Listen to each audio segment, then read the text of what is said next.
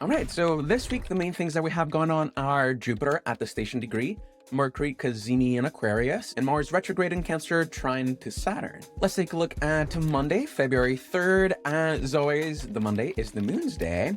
The moon is waxing. She is in Taurus. She's exalted in her own element in Mercury's terms and Venus's decan, moving towards a Pluto and Mercury square. The biggest thing that I was thinking about with this transit is the moon being exalted in Taurus and kind of being received by Mercury in Mercury's own decan.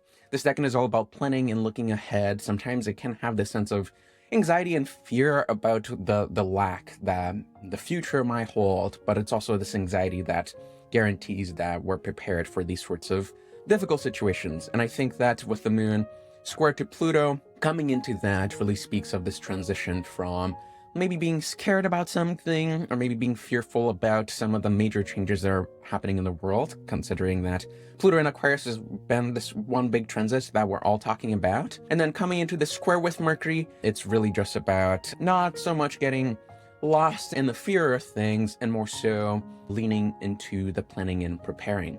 Especially the moon being exalted, she's in a place where she knows how to prepare too. So I think that's really good. And this is why in the image for today, I have Lady Moon with an abacus in hand, counting away whatever it is that she needs to count. I'm thinking that money and business might be really relevant here because of Mercury and the moon together. But I think that this is really it. The focus of the day is counting, preparing, taking stock of things. But as we can see, the moon is in this really comfortable place. She has fruits by her side, so she's really well taken care of as if she is dealing with some of these issues. And this is why for February 3rd, I settled at a 4 difficulty score and a 3 utility. I think the 4 difficulty comes from managing some of those fears. And I think the utility is able to looking at those fears and coming up with fun strategies for tackling them. And some of the signs that should be focusing on today are Taurus, Gemini, Cancer, Virgo, and Aquarius. All right, moving on to February 4th. This is Mars's day. Mars is in Cancer, retrograde, fallen in his own element in Mercury's decan in terms, soon being received by the moon while moving towards a trine to Saturn, and he's also in Jupiter's Antisha. And I think this is a really good moment for Mars. We're not quite yet at the station degree yet. We're really kind of just beginning to move towards that. But I think this return to the trine to Saturn is very important. If you remember all the way back in season 1, when we were covering Mars in Cancer and Saturn in Pisces, we're talking about this Mars trine to Saturn as Mars, the warrior, going under this waterfall and kind of just getting prepared for what was to come in this whole retrograde Cancer Leo journey. Now, Mars is back in Cancer again, meeting with Saturn again in a very similar configuration. But I think that being in Jupiter's Antisha and being really close to the station now, it's kind of this moment of acceptance, I guess, of the difficulties that have transpired and also the difficulties that might be yet to come still because the retrograde cycle is not entirely done yet. But then Mars is kind of feeling that sort of Saturnine rigor and that commitment to the cause. And this is why in the image, I have Mars under that waterfall again, a little bit in the dark, but like looking up to the sky with a sense of hope and maybe even determination. I feel like the Saturn trine can be really helpful for us to move forward with this Mars in Cancer Leo cycle. And it's for those reasons that I settled at a 3.5 difficulty for today and a 2.5 utility. I think the difficulty might be in facing that, in fact, there is more difficulty ahead. The retrograde cycle is about to come to its culmination with Mars really getting ready to move forward again, but that also means that we'll have to maybe face some of these battles one more time. But the good thing is that it's the one last time that's going to happen. Now for utility, I have a 2.5 utility. And I think the 2.5 for utility really just comes from the fact that Mars is also being provided with the sense of determination, even inspiration in some ways, to actually fight these fights again, to get the job done and to really wrap all of this up.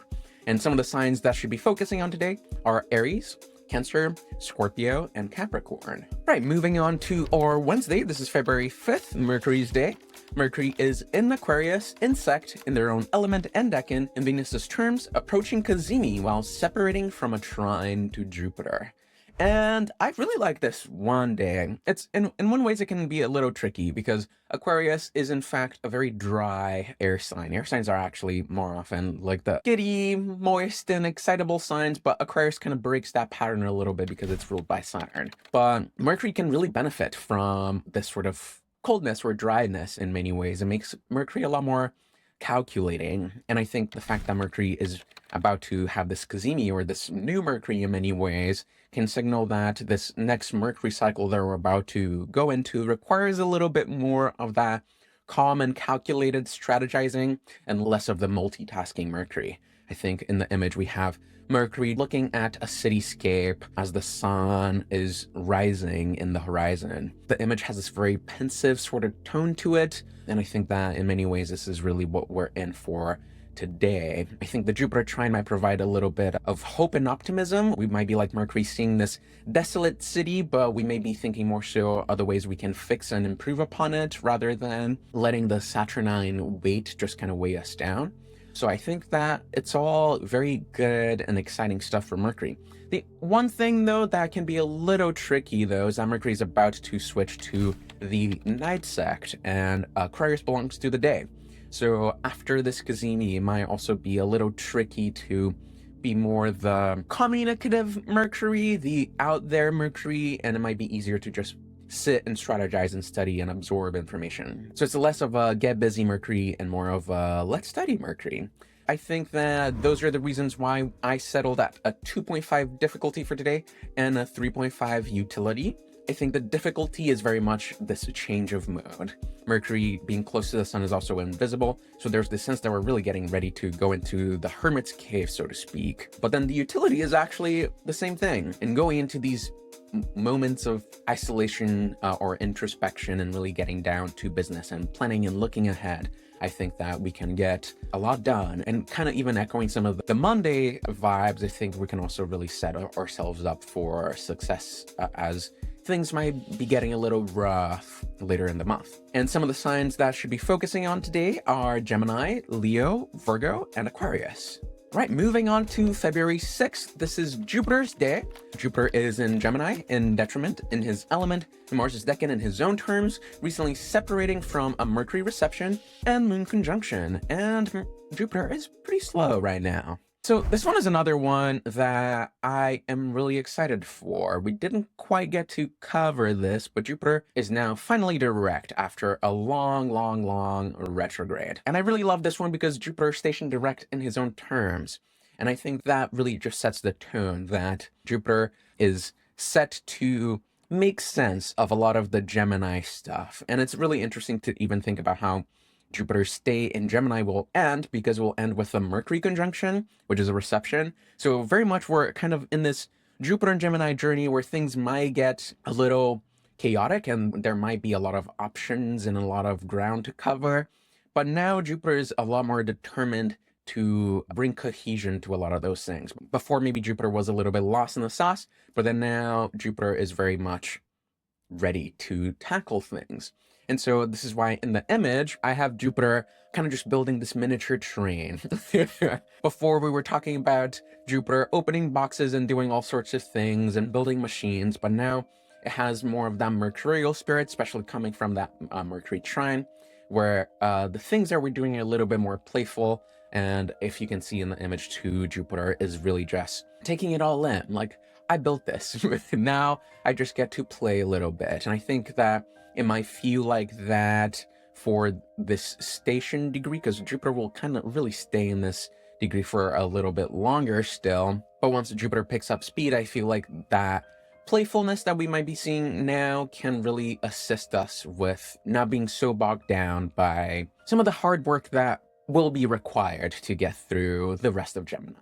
And that is for those reasons that I settled at a 1.5 difficulty for today and a 3.5 utility for today. I think the difficulty is really the fact that Jupiter is really slow and we're really more in this playful mode. Let's just like explore and see what's out there rather than like let's actually start retracing all the steps that we've taken so far. The utility in that can be really just slowing down really and feeling maybe a sense of pride and excitement to have been able to have come thus far in this Jupiter journey. I think especially for the Jupiter-ruled signs like Sagittarius, Pisces, and even Cancer to some degree, I think can really benefit from that moment of just checking in and playing a little bit and not taking things too seriously. And some of the signs I should be focusing on today are Gemini, Cancer, Sagittarius, and Pisces. Moving on to February 7th, this is our Friday Venus's day. Venus is in Aries, out of element, in detriment, in Mars's decan and Jupiter's terms, sextile to Pluto, and also slow. So Venus has arrived to Aries, where she will go retrograde, and we're really kind of getting ready for that retrograde switch over here. And the reason why I say this is because we've been dealing with this Mars retrograde for so long, and just as Mars station is direct and start to move forward again, Venus gets ready to slow down and move backwards. So we're really kind of passing the baton along here. But Venus in Aries is interesting because she is in detriment there, but in many ways, Aries can be one of the toughest signs for Venus to be in, just because she not only is in detriment, but she's also in a fire sign, which is not her element. Venus tends to prefer the earth and water signs. So one of the things that can happen here is that Venus becomes a lot less focused on relating to others and a lot more so invested in relating with herself, maybe, or even just prioritizing her own needs over the needs of others, which can sometimes actually be really useful. But with a Venus retrograde, we'll have a lot of extra time to wrestle with these ideas. And with a lot of extra time, there's also a lot more room for things to get a little messy.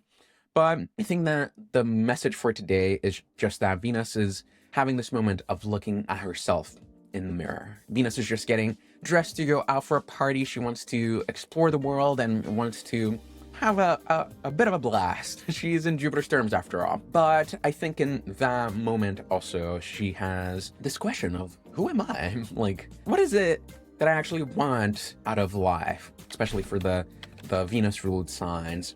But I think that at the core of what the Venus and Aries retrograde cycle will be about is this idea of, like, what do you want that does not involve anybody else but you? I think that can cause some tension with relationships, especially when your needs and your aspirations and your wants are greatly contrasting your partner's.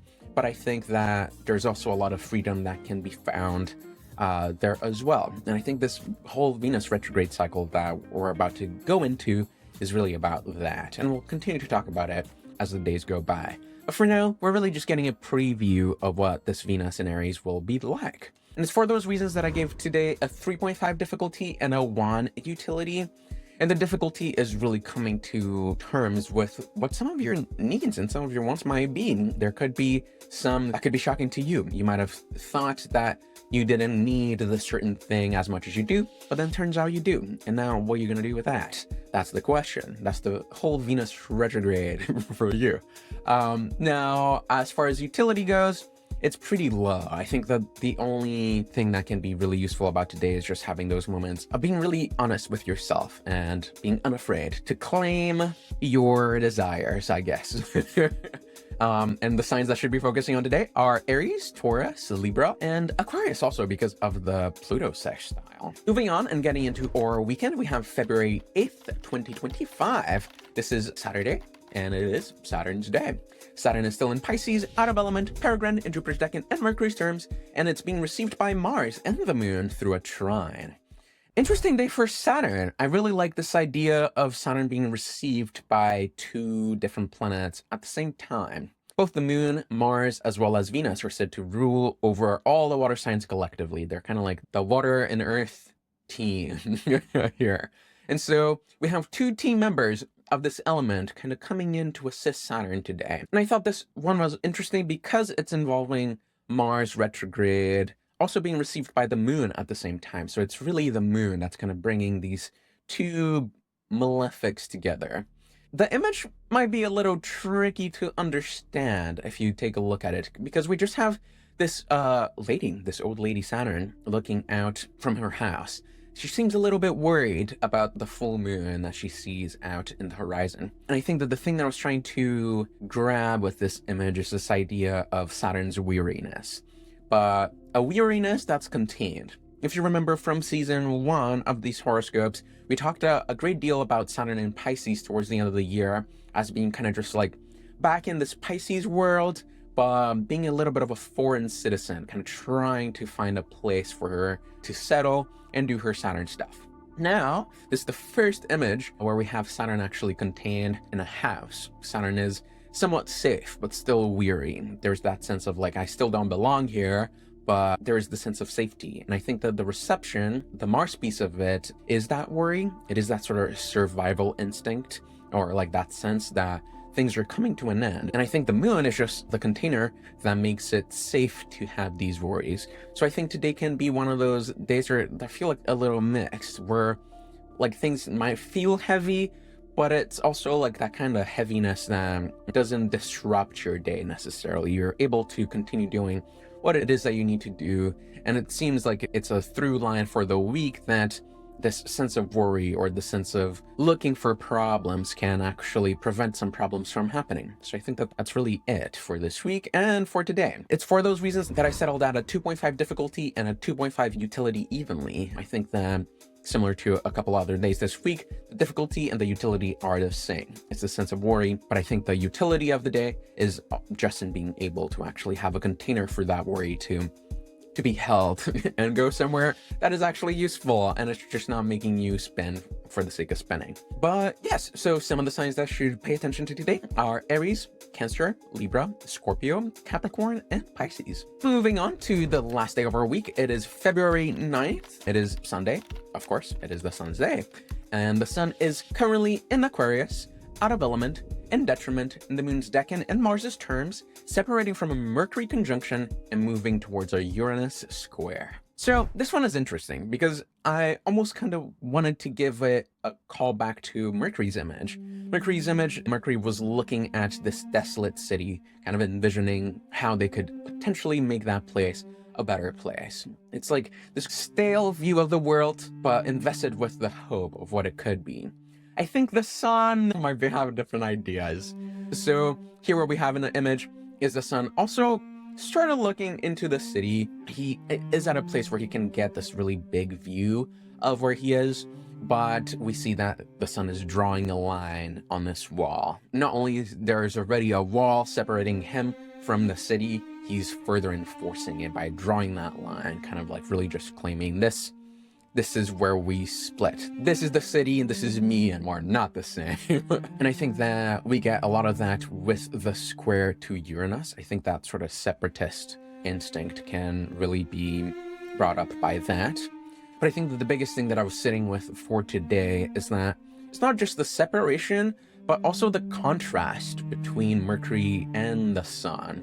I feel like the sun might just be over with trying to fix things. I think the sun as a symbol of optimism and happiness and joy and life and all these things. It's like the sun is just tired of keeping up with all of these things that are going wrong with the world. Mercury is happy to fix them. Mercury needs problems to solve, but the sun might be struggling to promote that sense of joy or to shine that light at the end of the tunnel. So Sunday can feel a little bit gloomy and obscure, and like you just want to remove yourself from the world in a way. And I think that there's definitely cases where that might be a useful thing to do. But it is for those reasons why I said that today's a little bit on the difficult side. We settled at a 3 difficulty. It's not the end of the world, but we settled at a 1.5 utility. I think the difficulty can be the sense of alienation, and the utility might be in just being able to clearly demarcate your space and to maybe just, go and be alone for a little bit. I think this could be a great day for just like take your stuff and go somewhere and be by yourself where no one's gonna bother you. Leave your phone alone, leave all the stuff alone, and just go have a day by yourself in the middle of nowhere. But some of the signs that might want to do that are Gemini, Leo, Virgo, and Aquarius. But sweet, these are the 7 days of our week. So now let's just take a quick look at our week at a glance. Looking at our difficulty and utility scores for the week, seems like we settled at a 3 difficulty average and a 2.5. So it seems like It's a difficult week, but there's also some moments of usefulness. The most difficult days of the week are likely to be Monday and Friday, but I think I would say especially Friday, because Monday also has a lot of usefulness. So I maybe would try to avoid Friday for anything that's super important, but 2 days that could be really good for taking action might actually be Wednesday and Thursday over there. So yes, take advantage of those days, guys. This is our week. I am Joe G, and you can find me at themercuryrising.com. And if you want to know what this week means for your sign specifically, I also have a newsletter that goes out every Monday along with these horoscopes, where I break down the week a little bit more in depth. It's kind of like an add-on to this video if you want to take things further. So you can subscribe to my newsletter to get that every week. But with that, this is it, guys. I will see you next week. Bye-bye.